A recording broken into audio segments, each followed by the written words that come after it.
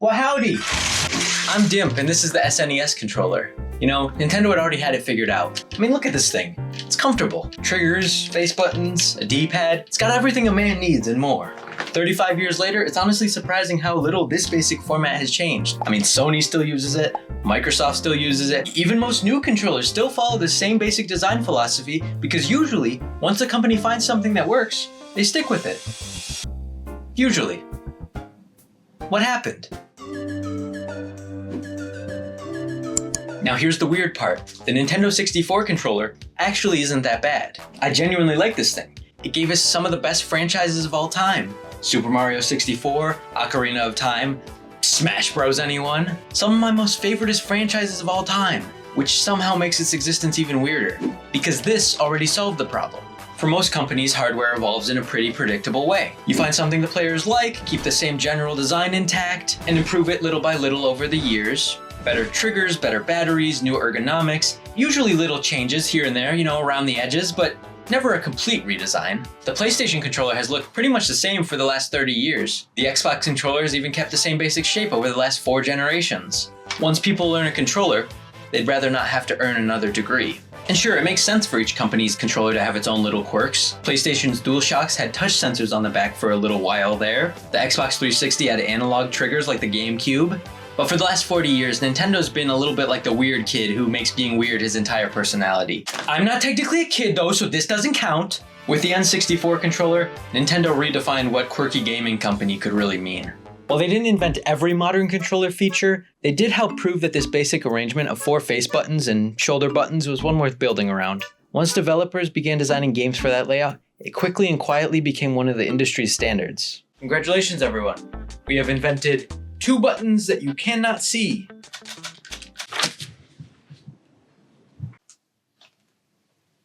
Oh, good thing I can't read. Imagine if somebody looked at the Wii remote and then made the sequel this. Huh, you know what this needs? More geometry. Which is usually a good idea, but this time they took it a little bit too far. The funny thing is, despite looking like it was designed by someone who had never actually seen humans before, this controller introduced millions of people to analog movement and fully 3D games. At the same time, Super Mario 64 had another problem to solve. How do you move a camera through a 3-dimensional world without making players completely seasick without a C-stick? Nintendo's solution was surprisingly clever. Instead of treating the camera like a floating object, they turned Lakitu into an in-universe cameraman. It was a simple idea that helped teach players how 3D spaces work in video games, and its influence can still be felt in modern games. So, basically, Lakitu invented modern gaming. And here's why my entire theory started falling apart. Because this somehow isn't even Nintendo's weirdest controller, or their weirdest product. Throughout the 80s and 90s, they'd constantly release something that looked completely ridiculous. Everyone would make fun of it for a few years, and then the rest of the industry would do the exact same thing. Which got me wondering, was this just a weird prepubescent Nintendo phase? Or has this always been how they operate? That's what fascinated me. Not the controller itself, but the decision. Somebody pitched this, and somebody approved it. Somebody signed off on manufacturing millions of them, and apparently nobody in the meeting stood up and said, maybe don't do that? Get out. Turns out, Nintendo's been making decisions like these for decades. Every time they created something great, they got bored. For the best example of Nintendo getting laughed at and then being absolutely right, look no further than the Wii remote. If you weren't around in 2006, or for some reason you were still trying to beat Super Mario Sunshine with what basically amounted to a weird mix between a Formula 1 and a Fisher-Price controller, it's hard to explain just how weird this thing looked. Gaming at the time had a pretty clear direction. Sony and Microsoft were locked in an arms race over graphics, processing power, and online services. Bigger worlds, better visuals, more realistic games. Then Nintendo walked into the room with a television remote that wanted you to stand up. People hated the idea. Hardcore gamers called it a gimmick. Every late night host essentially had the same joke. Oh my gosh, you guys, did you hear about this? Nintendo's newest console comes with exercise. The funny part is that the Wii wasn't competing with the Xbox 360 or even the PlayStation 3 on power. It wasn't even close. Instead, Nintendo gambled that there were millions of people who didn't care about horsepower. They just wanted to play video games to have fun. I know, ridiculous, right? That gamble paid off spectacularly, with the Wii eventually selling over 100 million consoles, making it one of the best-selling gaming systems ever. Turns out, graphics weren't everything. Your grandparents carried this generation. But then something else happened. Sony looked at the Wii and made the PlayStation Move. Microsoft looked at the Wii and made Xbox Connect. Fast forward another decade, and now I willingly stand in my living room waving my arms around with 2 VR controllers pretending to sword fight glowing cubes. I don't much care for cubes. At first I thought Nintendo just had a habit of making weird products, but now I'm not so sure, because they kept making weird products that eventually everyone else copied. Then I remembered the Nintendo DS. If you're too young to remember this thing, go suck on a pacifier, you little baby. I got an idea. It's got 2 screens. One of them's a touch screen. You control it with a tiny plastic toothpick. Also, the hinge kind of feels like it's gonna snap. And it's fat. Everyone thought it sounded ridiculous. Interesting, because that was the same everyone that bought it. The DS went on to become the second best selling system of all time, just behind the PlayStation 2. Over 150 million people looked at this weird little folding brick and said, yep, I'll take 12. And it still looks like it should have come with a free Happy Meal. But then Apple happened, and now I willingly carry around multiple touchscreens with me every single day. My phone, my watch, my iPad, my Mac, my Wii U. Who would crack a Wii U anyways? Then, of course, there was Wii Fit, which at the time looked like the most Nintendo product ever conceived. Someone looked at a bathroom scale and thought, needs sentience, needs fat shaming. That's obese. Dude, I just wanted to play Skateboard Arena. What started as one of Nintendo's strangest ideas somehow became one of its biggest successes. Where have you heard that one before? Wii Fit sold over 40 million copies, proving that people were apparently willing to spend money to get bullied by a bathroom scale. Now every company on Earth seems determined to remind me that I'm unhealthy. My watch congratulates me for standing up, then immediately informs me that I slept terribly. Would you just shut up?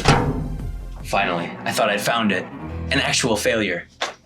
The Virtual Boy. This thing bombed. It gave people headaches, the games were limited, hardly anyone bought one. For years, it became the punchline to any conversation about Nintendo's failures. And honestly, I thought, there it is. I finally got them. But then I realized we've been going through a Nintendo-sparked fire for the past few years. A VR headset, another VR headset coming soon. PlayStation made one, Apple made one, Meta made one, Nintendo made another. The Virtual Boy didn't fail because virtual reality was a stupid idea. It failed because the technology and maybe the audience weren't ready yet. Looking back, it looks less like Nintendo made a bad prediction and more like they pulled a Back to the Future 2 and made it 30 years too early. And I was born 30 years too late. At this point, I have a problem. Different problem. When I started writing this documentary, I was convinced Nintendo had spent 40 years solving problems nobody had. But every time I thought I'd found another ridiculous idea, the rest of the world eventually caught up. Motion controls, touchscreens, fitness gaming, virtual reality. One by one, my arguments started falling apart. So maybe I wasn't studying Nintendo anymore. Maybe I should have been studying Nintendo fans. Nintendo fans will defend anything. Apple releases the same phone 4 years in a row, and people complain they stopped innovating. Nintendo, on the other hand, changes absolutely everything, and we all go, neat. People always say Nintendo fans are loyal, but I don't think we're loyal. I think we're just adaptable. Because Nintendo doesn't really have customers, they have test subjects. Think about it. Every other company teaches you one controller, and you're basically set for life. Nintendo, every 6 years they hand you a completely different object and say, figure it out. Motion controls, touchscreen, a bathroom scale, cardboard. At this point, the Switch 3 is probably going to require me to balance it on my forehead. And then it'll probably call me stupid.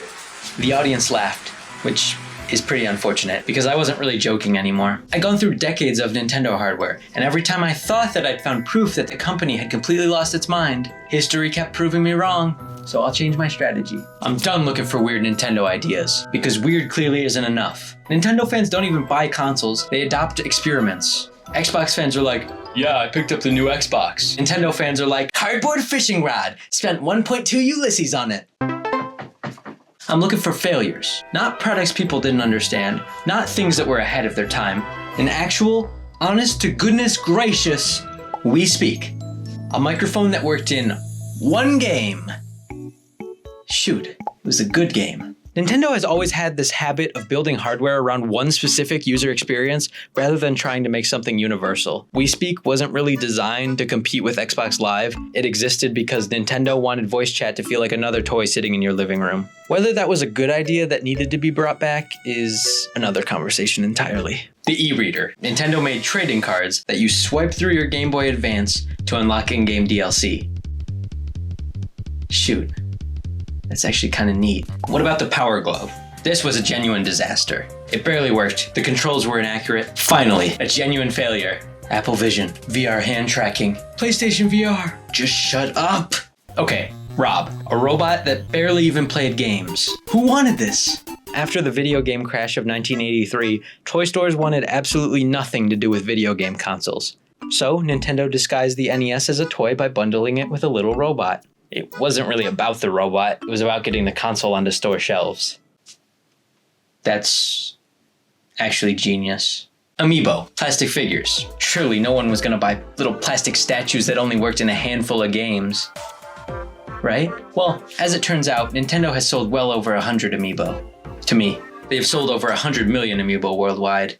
So, what have we learned? That's right, people bought 1 million tiny plastic figurines. That's interesting, but I'm growing bored of this. On to the next idea. Hey, Notes Guy, what do you got for me? I just wrote that you're getting bored. Bingo. Cardboard. They sold cardboard, not a console, not an accessory, not even a controller.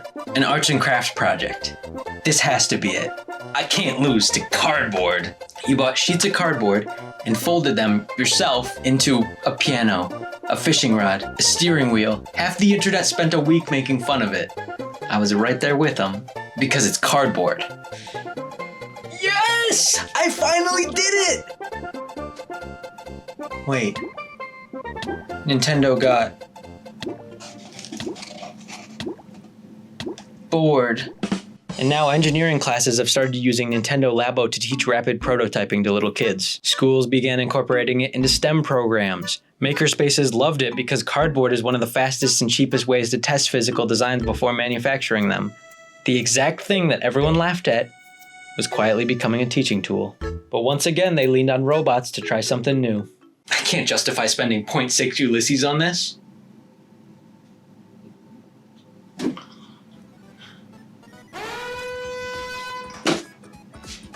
Nintendo Alarmo? Nintendo made an alarm clock? This is it. This is finally the one. Nobody asked for this. Nobody needs Mario yelling at them before work. It's ridiculous. I win.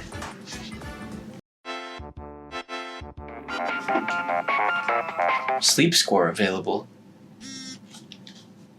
Time to stand? And that's when it clicked. Nintendo didn't invent the idea of tracking your sleep, or your health, or your daily routine. They just happened to be one more company asking the same question everyone else eventually started asking. How much technology are people willing to put into everyday life? Turns out, quite a bit. Dang it! So I'm not really trying to win anymore. I'm just trying to understand them. When I started making this documentary, I thought I was going to spend 20 minutes making fun of Nintendo. And to be fair, they've earned some of it. The Nintendo 64 controller was weird, the Virtual Boy was weird, and Nintendo Labo was weird. Alarmo is certainly a product. I'm not saying every experiment worked, far from it. Some of these ideas failed, some of them deserved to fail, and some simply arrived years or even decades before the technology, or heck, the audience, was ready for them. But I realize now that I've been asking the wrong question. The question was never, why would Nintendo abandon something that already worked? The better question was, what were they trying to build instead? Most technology companies spend their time refining successful ideas. A better phone, a smarter watch, a thinner laptop.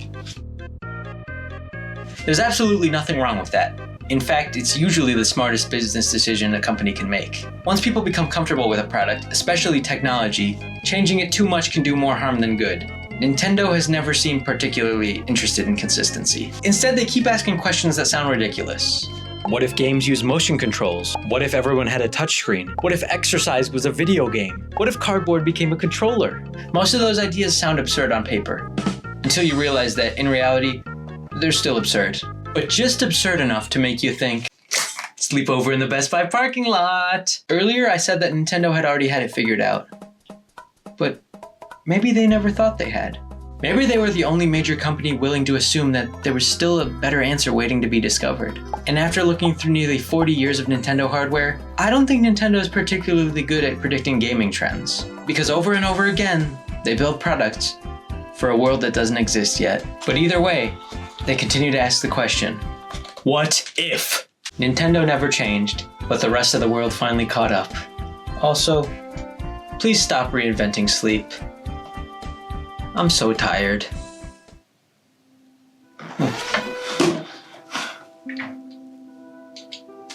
What the? Are those prison bars?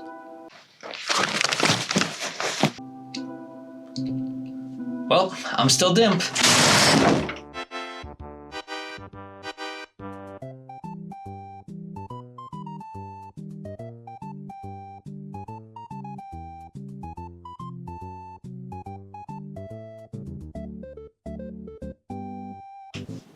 It's a pretty nice dungeon.